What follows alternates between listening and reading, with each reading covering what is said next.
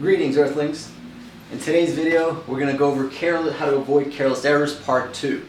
Now, we covered a lot of stuff in the previous video, tips 1 through 5 with several parts. And so without further ado, let's get into it. Tip number 6 will be about attitude. And before we even go into that, these first 3 tips are all interrelated. I think of them almost as being one tip, but I split them out just so you can kind of focus a little better. Anyway, so tip number 6 is attitude. Typically, if I'm making a lot of careless errors, I would ask myself, am I approaching this as though I think I'm a smart person or I'm a stupid person? Now, you might think you're a smart person, but I recommend the better attitude to have is that you're a stupid person. Now, by a stupid person, I don't mean you're stupid all the time. It's, like if you think you're smart, you can be a little arrogant and you can be overconfident. And the key here is the overconfidence is extremely dangerous, whether you're taking an exam or you're a world political leader and think you can solve all the world's problems and nobody's going to call you out on anything. So you're better off thinking that you're really stupid and that anything you can do can potentially be a mistake. So that's going to promote you. That's going to cause you to be a little more careful. So for example, like even if you're doing the simplest calculation, if I'm doing 13 times 2, if I think I'm really smart, maybe I got distracted, I'm like 13 times 2, that's going to be 30 or something. But if I know like, Ilya makes mistakes, he can be kind of a moron at times, I didn't get much sleep, I might say, you know what, is it really 30? Oh no, it's 26. If you're coming in with that like lack of awareness and overconfidence, you might not try hard enough to catch those mistakes because you're like, oh, I'm so good, I usually get everything correct. So that's kind of the first thing. Now, another, like a little kind of mini tip related with that, if you're going to double check your work and assume that you're a stupid person during the course of that exam, then you might want to double check it in a different way than you got it the first time. So if you employ strategy, let's say there's 2 ways of solving a certain problem. If you use strategy 1, try to use strategy 2 on your second double checking. Number 7, and again, this is all kind of dealing with psychology and traps and that kind of stuff. Know human psychology. This number 7 is not really a tip. There's not really much to do other than just to listen and be mindful of number 7. So that's why I kind of think of these as just one tip. But this is going to set the background and like kind of the awareness. So when we talk about number 8, you realize why it's such a big deal. All right. Also, what I'm going to talk about number 7, I mentioned some of these things throughout the series earlier. So pardon if it's a little repetitive and you've already heard 1 or 2 of these anecdotes. So let's start with 2 specific things. So the color one. Here's a question to you guys, and now your job is to answer as quickly as possible. So don't think about it, just give me your gut answer. What color is your refrigerator? What do cows drink? So many of you said, what color is your refrigerator? White. What do cows drink? Milk. Cows don't drink milk, calves drink milk, cows drink water. Now you're not stupid if you said that. So many of you might have been like, haha, no it's not. Many of you might have not fallen for it, but I suspect a lot of you did, or you could see how one might fall for that. I fell for it originally. So I know it's kind of obvious, but let's unpack it so the point becomes very clear. So when the question asks, what color is your refrigerator? Refrigerators they make things cold, and many refrigerators are white. So now you're thinking cold and white. So this is the psychological phenomenon known as priming. We have primed your mind. We have kind of set the context, the tone for you to start thinking about what do I know, what foods do I know that are cold and white? And milk is you're like, okay, cold, white, and now we have cows, or at least white and cows, milk, right? So it sort of short circuits your reasoning capabilities. And if I said you're not allowed to give me an answer for 5 minutes, you probably wouldn't make that mistake. So that's how, you know, the test makers or whatever you're doing, not just exams, but psychology can be used as a weapon, right? So if you know which weapons are kind of in play, you'll be a little more alert to them. Now, let's do another one. So this is an experience I had, and I mentioned this earlier in the math series that I've done. Once there was a quiz or a test that 20 kids in the classroom were doing. So there are 20 kids, and on the specific question on the exam, 4 of them got it right. So only 4 out of the 20 got it right. So it's a very, let me just jot down some of these numbers. All right. So on one specific question, it was probably the hardest one of the exam, and only 4 kids got it right. Now, of those 4 kids that got that one right, the very next question was not very hard, but it was tricky. There was a little bit of a trap. I don't remember the exact question. Of those 4 kids, only, 3 of those 4 got the next one wrong. Now you might think, well, maybe that was a really tricky question. Well, none of the 16 kids that got the hard one wrong got that tricky one wrong. So, you know, what's going on there? Basically, the quote smart kids are like, yeah, I'm doing well, I got that hard one right, and so their guard went down, right? Whereas the ones that are feeling like, oh man, I didn't know how to do this, now they're trying extra hard, they're super alert, and that trap's not going to get them because now they're fully concentrated. Just like if you did fall for this cow's milk thing, I bet if I asked you or someone asked you another like trick question, you would be less likely to get that one wrong because now you're really trying to pay attention. So, right, so the smart kids let their guard down, whereas the dumb kids felt they had something to prove and were extra careful. This relates to something that was mentioned in part 1, which is keeping your emotions, as I like to call it, even Steven. So you don't really want to think about these are easy questions, these are hard questions. You just want to you just do your thing, just run your game plan on every question. If they get easier, so be it, great. If they're harder, then that's the luck of the draw. I don't recommend you guys get too excited. Don't get too excited, too scared. There's no such thing as an easy or hard question. I mean, like, yes, we can use those as turns of phrase because they're useful to talk about, but an easy question, you could still get it wrong and there could be traps. So in that sense, it's not completely easy. So that's why if you're thinking mentally it's easy, your whole physiology, your whole brain sort of lowers your performance.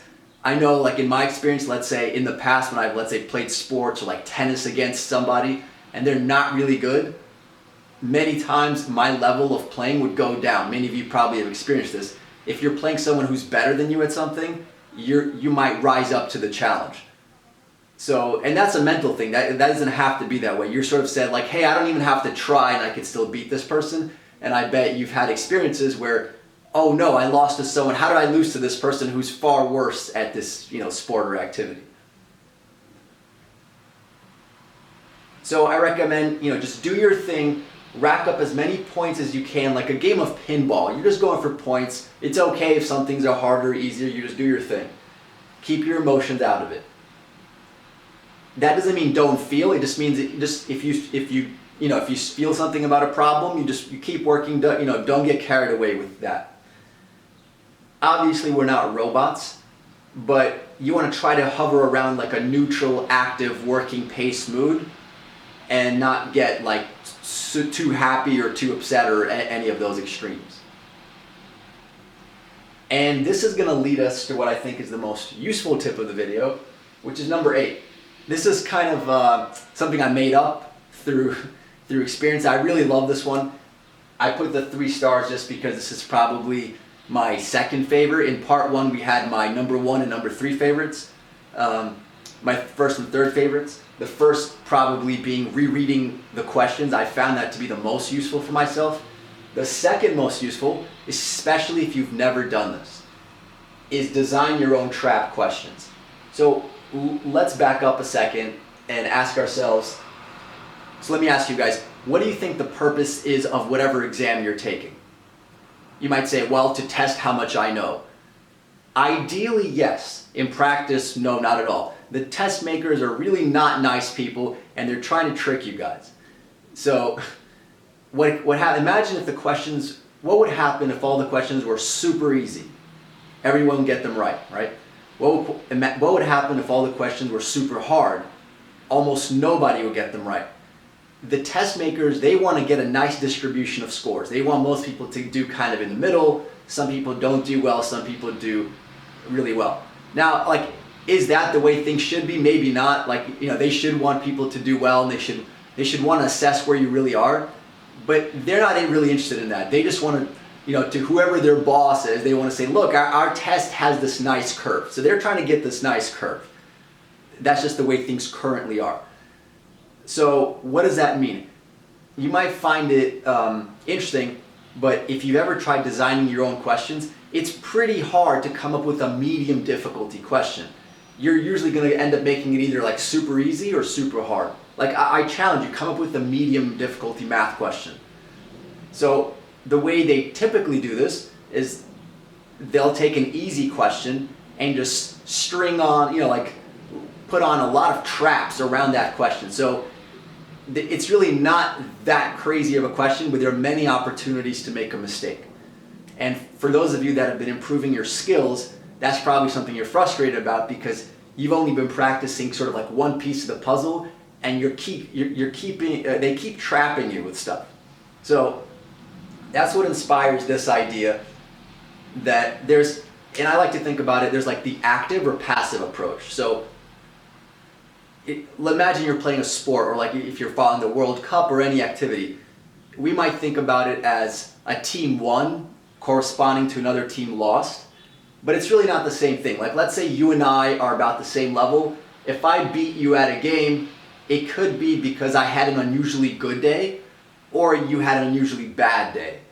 So the point being, when you're falling for these traps, I would say it's not so much that you made a mistake, I would say it's more that they won. You didn't lose, they won. In other words, they did a good job at trapping you, and you just did your normal human job of falling into the trap. So you want to be active. So that means you want to practice, you want to be in an active state of hunting down careless errors. You don't want to just do the whole exam and then passively hope you find some of your mistakes. So in number 8, the key thing is to practice designing your own traps. You want to think like the hunter and not the prey.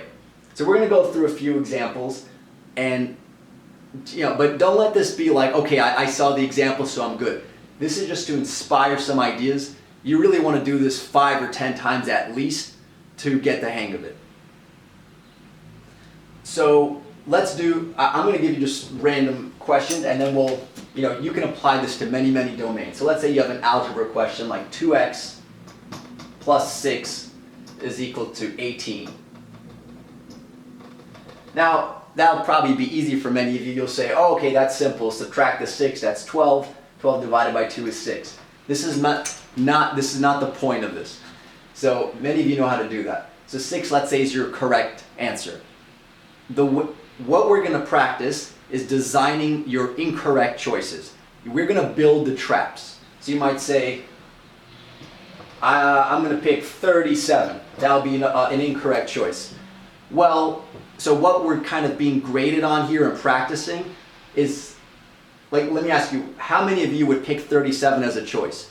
Almost no one. So if I'm a hunter and I set out that trap of 37, I'm the only person I'm going to catch is someone that just knows nothing about algebra and is just randomly picking choices. Let's see if we can create some better traps. So in fact, when you're practicing designing your traps, don't go for the hard questions. I mean, you can do that as well. Sometimes the easiest questions like these make for some of the best practice because you're not focusing so much on the content, but just the traps. So what's a mistake we might make? When I subtract the 6, maybe I accidentally added the 6. So that would be 24 divided by 2 is 12. So I think 12 could actually trap a few people. Let's say I subtracted the 6 and got 12, but then I multiplied by 2. So I got 24 by accident. Or maybe I did both those mistakes. Maybe I added the 6 and got the 24, and then I doubled that and got 48. So, I mean, or maybe if you have a fifth choice, maybe I subtracted the 6, but I accidentally did 6 minus 18 instead of 18 minus 6. So I got negative 12 divided by 2 and got negative 6.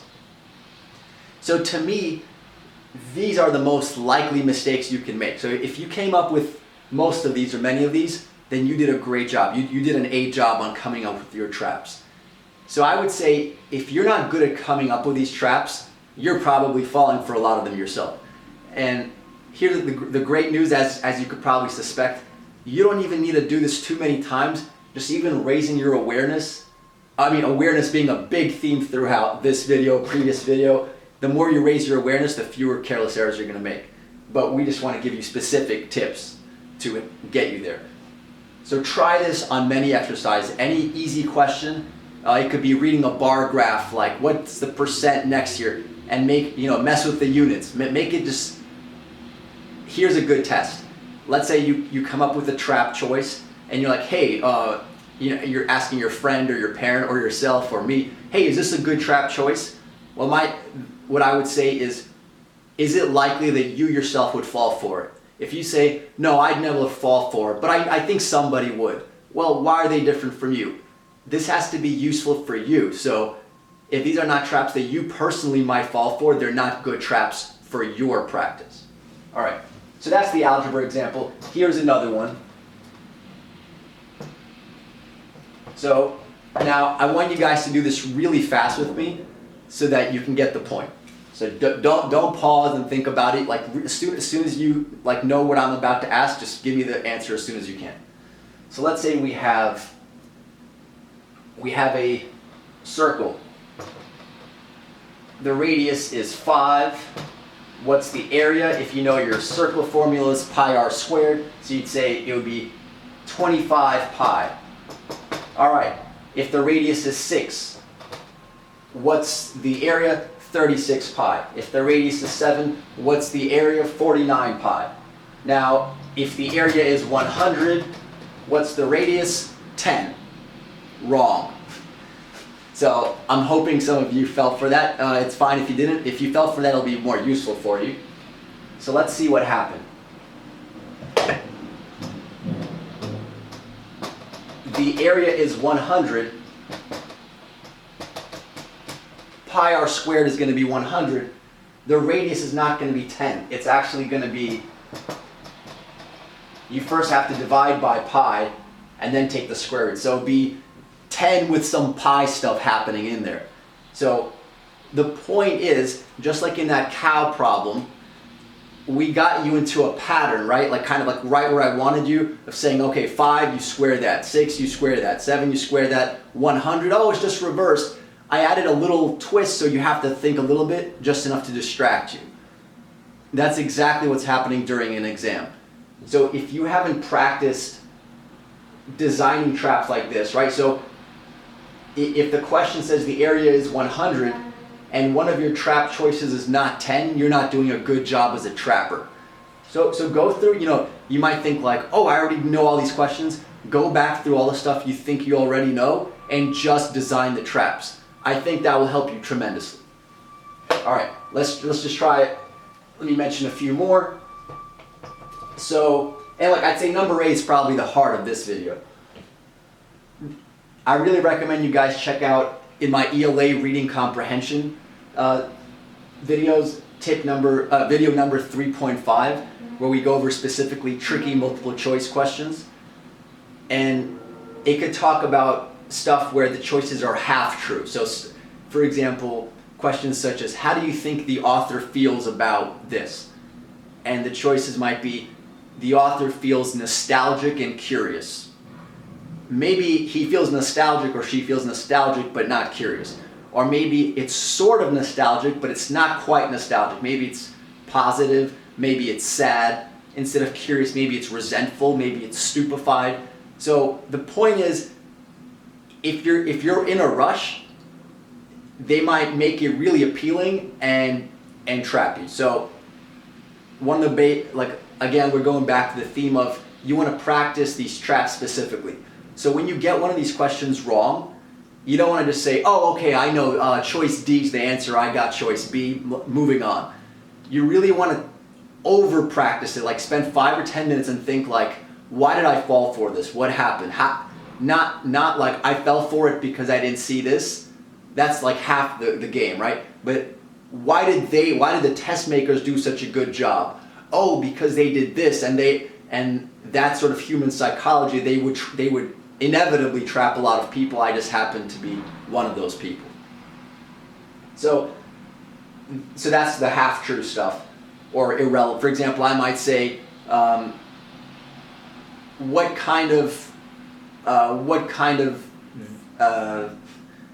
color is the sky? And then I say, my name is Ilya. Well, that is a true statement, but it doesn't answer the question, right? So that's the that's true but irrelevant, and they might do a lot of this trickery. So you have to practice those specifically. All right, now we're not going to cover all the types of traps because there are so many. That's why you just have to practice a lot of volume, a lot of different types of questions. I'm just going to throw out kind of one of the rarer traps that people might not really talk about, and those are visual traps. A question might be asked as, I could say, each half minute, or I could say each half minute. I could write out the half in numbers, or I could write it out in words. Now, if you're doing a lot of math problems, let's say, and you're seeing the words, you're like, oh, that's the English stuff, it doesn't matter, let me just find the numbers, you might fall for this visual trap and miss the half.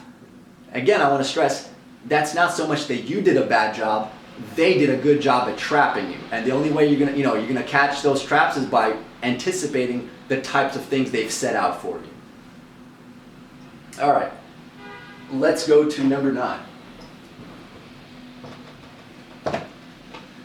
So this is one of the more, I'd say, advanced tips. It's still very useful, but it's not like in my top 3, just because I would say this kicks in a little more once you've already gotten the low-hanging fruit. Once you've gotten like your initial 80% improvement and you're still making a few errors, then this could be kind of that next step. So I might not start with tip number 9 as my number 1 go-to tip. So energy management. I typically recommend work a little bit slower than you're capable of.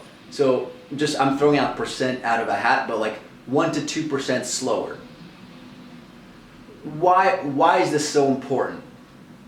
You might have a timed exam and you really want to just rush through it, but when you slow down a little bit, you're going to tend to find better solutions, or whether it's math or English, doesn't matter. You're going to tend to see more things, whether it's spotting more traps or finding more elegant solutions. And we mentioned this in some of the previous tips in part 1.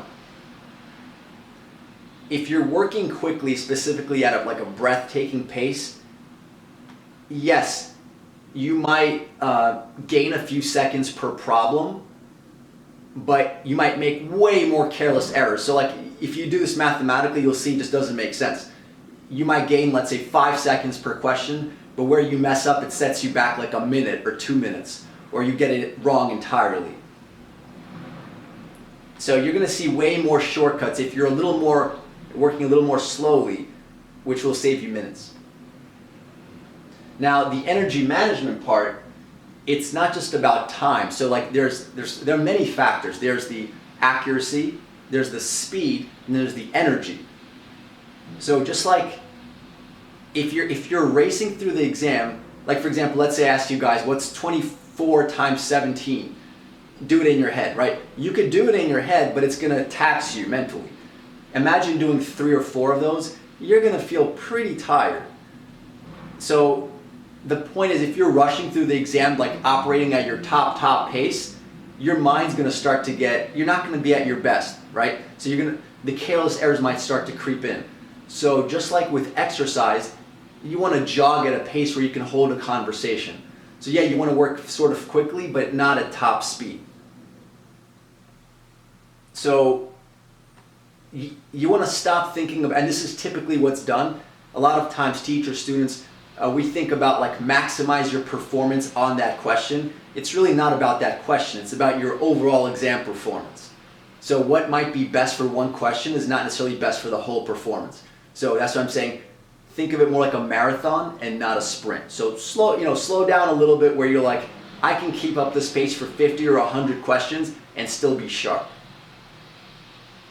Same thing for reading passages. If you're just racing through them and then your brain hurts as you get to the third or fourth reading passage, you might be working a little too quickly.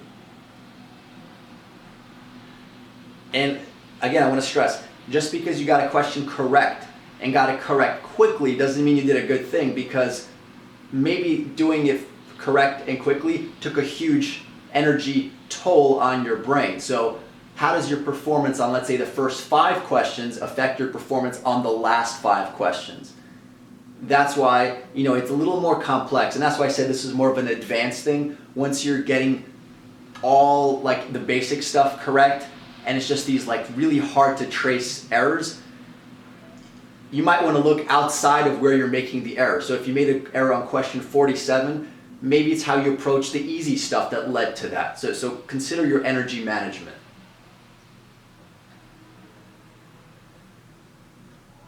And you can relate this to your whole life. So let's say you're running out of the house, you have to find your keys. How many times have you been in a rush or running late? It feels like impossible to find something that you always know where it is. So I know when I'm running late, things tend to go wrong in clusters. Like, oh no, where are my keys? Where's my hat? I can't find this. Whereas if you have a few extra minutes, things just go super smoothly. So relaxation promotes creativity. So that's why the takeaways: work 1 to 2% slower than you're capable of. Oh, and I want to emphasize that paradoxically, working 1 to 2% slower, you will actually work faster. So if you're having time issues, you're like, how can I speed up my performance? You might try working more slowly. I've had this happen many times where I'm administering an exam, let's say, and if you look at the kids and you look at me, the kids, this is not to show off, but if the kids are they're like racing through all their calculations, and I'm working really slowly, because I'm working slowly, I'm seeing all sorts of shortcuts. So it may look like they're gonna finish first, but imagine like if you have to run a block. If you're running this way, you'll get there pretty fast, but if you're running even faster but going roundabout, you're not gonna get there faster. So like I said, take your foot off the gas pedal, like 1 or 2%, and you might find that, wow, I actually work faster this way. All right, number 10. Number 10 is going to be a little bit of a weird tip. So it's not probably one of my top tips, but don't underestimate its value. For part A, I want you guys to try doing the exact opposite of any one of the tips we've talked about. Why? Because it might indicate which tips are critical for you. So for example, let's say you tried tip number 9, you're working at a comfortable pace now, a little more slowly. You try working really fast, like at the top of your speed, and you might find, in other words, try working faster than you're comfortable, and you might generate a lot of careless errors. So that's what we want to see. We want to see, oh, are you really that sensitive to this speed? Okay, then that's something you need to pay attention to. You might notice, this is, stress testing is kind of like out of like engineering, or let's say bridges. If you want to know how good a bridge is, load it up with some weight, see if it breaks. So if you try doing the opposite of these tips and your performance suffers catastrophically, then that's the your tip you really have to keep in mind. Also, I want to relate this to myself.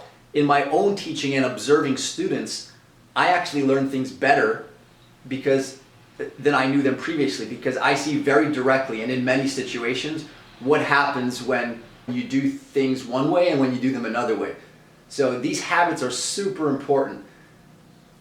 And also, like, doing the opposite is important, might be important not just to see how useful it is, but it's especially important when you think you're half or you're kind of already doing these tips, that's a bigger problem, because you might be doing something usually or 80% of the time.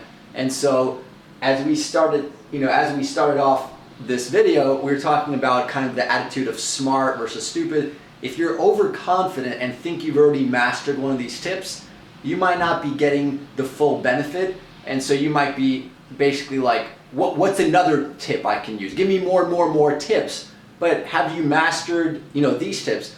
I would say, this is like part 1 and part 2. These are, if not everything, like over 90% of probably what I use and what I've used to do well throughout my whole academic career, what my students use. There is really no reason, not to say this can't be improved upon, but this will hold you guys over for a long time and serve you well, is what I'm saying. So, don't feel like, okay, I have 10 tips, 15 tips, let me get another 30 tips, 40 tips. It's not about the number. Try to, even if you don't do all these tips, when if you like tip number 8, let's say, practice that for a while. If you feel like you've mastered it, then, go for another tip.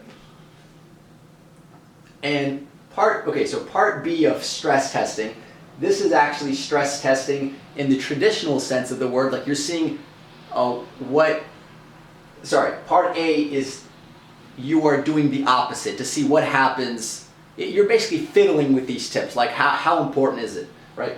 Part B, you are literally adding stress. So maybe you feel like, okay, I've already mastered these tips, and in my practice room where I take my practice exams, I'm doing fairly well. Well, what if we put you in a more stressful situation? Will you revert to your original habits? Like, how much of a habit have these tips become? So what you might want to do is, let's say you're not using a timer. You might want to put a timer, and that'll make you freeze up and suddenly stop rereading the questions. You suddenly stop doing a lot of these things and your performance deteriorates. Well, that's good. We want to know that ahead of time. So maybe the additional stress might be if you have a sibling, a brother or sister, and you're normally like, hey, stop, be quiet, I'm practicing, doing my homework. Maybe the next time they're making noise, you view that as a great thing because they're adding a bit of distraction. And if that little bit of distraction is enough to mess you up, then they're doing you a favor, right? So you should be able to do the exam even with a little bit of distraction. So that's what I mean by adding stress. Maybe you put on the air conditioner. Maybe you blast the TV. Maybe you practice wearing uncomfortable clothing. Like maybe you're at home, you're wearing nice, comfortable sweatpants, but you put on something that you don't really like and you're like, oh no, that just totally messed me up. If I asked you what's 2 plus 3, you could do that almost in any state, right? So that just shows you've mastered that really well. All right, so that's stress testing. Let's go to number 11. Number 11 is personalizing. So I kind of get annoyed at these things, but it's still useful, which is why I'm mentioning it. Because people just throw that out as kind of like a cheap little tip with whether it's weight loss or fitness or anything. They'll just be like, personalize. So I'm a little hesitant, but it is very valuable. So you do want to personalize these tips depending on your current habits. So I'm just going to give you guys an example of what I mean. For example, more work versus less work. How much work should you show? So let's say for math, a lot of times teachers tell you show more of your work, right? So if it's a timed exam, some students like doing a lot of things in their heads. Other students like writing a lot of stuff out. So what is the right thing to do? It depends on you and your current skill set. So I'm just going to discuss it, and I don't want to say there's a right answer. So you have to figure out like where do you fall on the spectrum and what would be better for you. So if you're someone that's really good with mental math, let's say, and I've had this happen with students, you might tend to do a lot of calculations. I know I've done this in the past. You might do a lot of calculations in your head. And so in that case, you might actually benefit from writing a little bit more down in your work. Not for the sake of showing it off to a teacher or anything, but even like 1 or 2 intermediate steps might decrease your careless errors and speed up your performance, because when you're checking your work, you'll know like, oh yeah, after I did this, I got this number, so you don't have to redo the whole procedure. And this This relates to checking your work in a modular fashion. So what does that mean? If a lot of you that are familiar or have parents or know people in computer science, there's kind of a good way to write code and a bad way to write code. The old school bad way to write code is to write one massive file with 1,000,000 lines of code. So what that means is if there's a mistake or a bug in that code, you'll have a really hard time finding it. The better, the more modern, like the way that things tend to get done in modern companies, is to do it in a more modular or piecewise fashion. In other words, I might have 20 or 30 different files, or maybe I have a team of 40 people. And so each of those people or myself, I might have little modules and pieces of code, and I might test 20 lines at a time, 50 lines at a time, 100, but not thousands and thousands and thousands lines at a time. So if there's a mistake, it's much easier to find it. So if you just did a whole ton of work and you realize, oh, there's some mistake somewhere, you might have a really tough time finding it. But if you did like the first section, made sure that was right, you did the second section, you double checked it, went over it. In other words, this goes to relates to a previous tip of checking in real time versus after the fact. So maybe there's like different parts to the problem. You make sure that all the parts are together and you don't just have like one mush of calculations where the only way you can double check it is just by doing the whole thing over again, which is going to slow you down as well. So you might not need all of these tips. So should you show more work or less work? For advanced students, like I said, typically you might want to show a little bit more work. It might not be drastically more. It might be like an extra 1 or 2 calculations. So I'm actually not a fan of the traditional show all of your work approach, because I realize these are timed exams and you want to save all, cut all the corners you can, but as Einstein said, like you want to make things simpler, but no simpler than possible. So you don't want to cut too many corners, just where it's helping you and not hurting you. Now, for students who are falling behind in the material and are struggling, for example, if the thought of doing mental calculations in your head gives you great pain, then you're on this other end of the spectrum. So in that case, I actually think it's not really a matter of showing more work or less work. In fact, you're probably really dependent on showing more work, because if we don't allow you to show all your work, you're just going to fall apart. So the real issue, I think, is the content mastery. If you don't really know your stuff really well, then showing all your work is like this crutch where you fall apart without it. So really focus on content mastery. You might even try forcing yourself in practice. Let's say you normally solve all the algebra problems step by step. If you're on sort of the weaker end of the skill spectrum, try challenging yourself and doing some algebra problems in your head. You might find it's really tedious, but it's going to make you better, so that when we then allow you to show your work, you're going to be more accurate on those steps. So even if you don't ultimately have to do showing less work, but that could just be a nice practice tool. But I want to emphasize that if you're, let's say, a struggling student and all you start doing is showing less work, it's probably going to just make your performance even worse, because you don't have the skills in place to do that.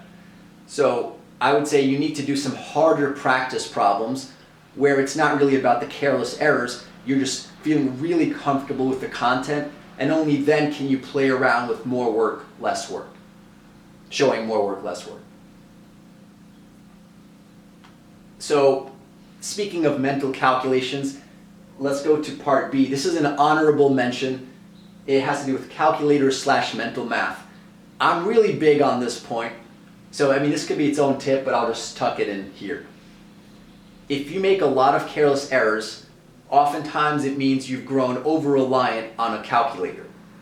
And since many steps do not involve the calculator, your brain has basically turned to mush.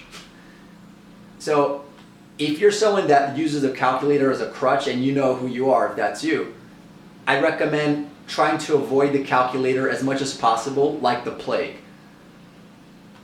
At least in practice. So unless there might be a crazy calculation that you have to have the calculator, But if there's something that you could potentially do in like 20, 30 seconds by hand, try doing it by hand. So also, there are things you can do in your outside life to help this along. So let's say you're going out to eat at a restaurant with your family. Don't use your smartphone, or don't let your family do the bill.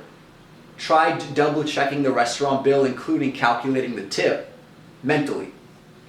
Now you might find that's pretty challenging, but you want to get into the habit. Like, this is all about habits, where you're always doing things mentally, and then you'll find that whether you're on the exams, you do stuff mentally or not, your skills will improve, and suddenly and magically your errors will go down. And by the way, I'm just going to plug, the Art of Math series on my channel. It has a lot of stuff on mental math and how to improve that. So if this is a big thing for you guys, I really encourage you guys to watch some of the earlier videos in the Art of Math series. All right, finally, number 12. Number 12 is not one of my sort of top tips, like one of the first things I would do, but I found that if, let's say you're on a specific question and you're like, I just can't find my mistake. I tried everything. I tried rereading the question. I've done this, I've done that. I've slowed down. I've looked whether there's any trap choices.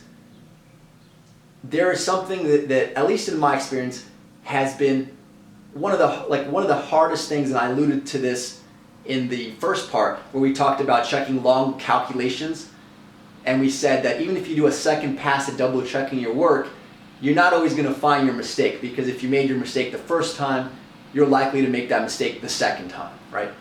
So this is probably my best tip to help break through that blindness of doing the same mistake over and over, even in your checking of your work. So, and that is examining your assumptions.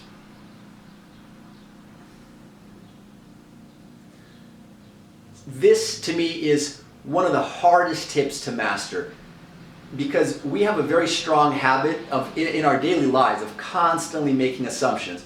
We have a lot of biases, and so, in fact, this is one of those skills that I feel corresponds to the highest level of self-development.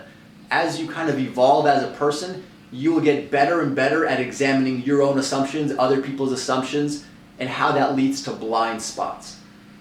So, for example, let's say you assume the question was asking about the length of an arc, but it was actually asking something about degrees.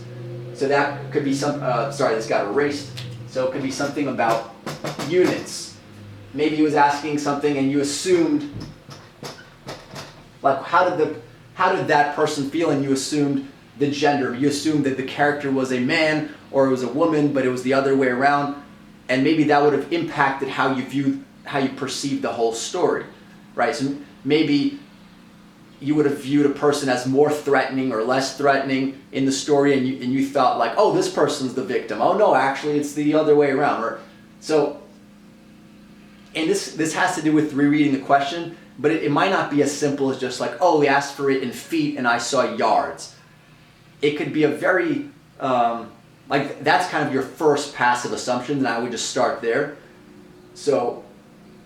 And in doing all of your calculations, the emphasis tends to be on double checking just the numbers and the easy stuff. And you assume like, oh, I totally understand the question now. So examine your assumptions.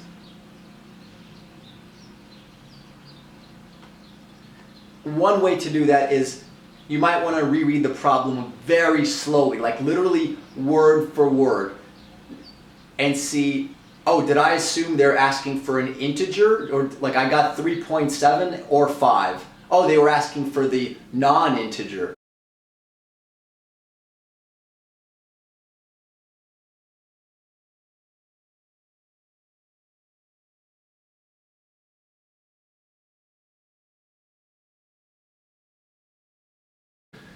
It could be something like that. You might have assumed something. Anyway, I'll just leave it at that. So in my book, assumptions are one of the trickiest things. And this actually goes beyond just careless errors and into real life, right? So you meet people, and by ourselves and just through reinforcement from society, we're constantly making assumptions. As soon as we meet a person, maybe I'm projecting, at least for myself, more so in the past. As soon as you meet a person like, oh, that person's smart, that person's stupid, that person's ugly, that person's beautiful, that person looks like a liar. Sometimes you want to slow that down, because first impressions, don't ignore them, but they can also be misleading. Maybe I'm feeling angry that day, so I'm more likely to view things in a certain way. So I'll leave it at that. 12 is like kind of the nuclear option. If all else fails on a specific question, look at your assumptions. All right, I hope that was helpful. I really love hearing from you guys, so let me know in the comments if some of these tips were really helpful, if they hurt your performance and now you want to, say Ilya's a jerk and I'm going to petition the government to have nobody use these tips, whatever it is. Let me know in the comments. I'll see you guys next video.